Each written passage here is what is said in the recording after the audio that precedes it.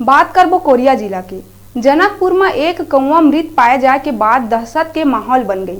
Bird flu के आशंका ला देखत पशु विभाग ला सूचना दिए गई। भरतपुर ब्लॉक मुख्यालय के सामुदायिक स्वास्थ्य केंद्र जनकपुर के परिसर में लगे एक पेड़ कना एक मृत कौवा दिखे के बाद बर्ड फ्लू होए के आशंका ले ग्रामीण मन में दहशत फैल गई।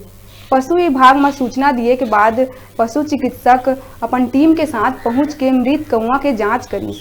जांच के बाद पशु विभाग बताइस के कौवा के मौत सामान्य मौत है। तब जाके लोगन मन राहत के सांस लिहिन।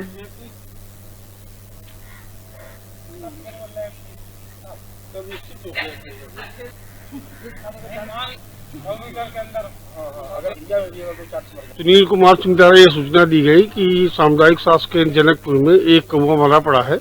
तो हमारी टीम तत्काल पहुंची घटनास्थल पे और कर्मचारियों ने पूरे सुरक्षा के साथ कौवे को जो है लेकर उसको जो है वो डिस्पोज कराया गया।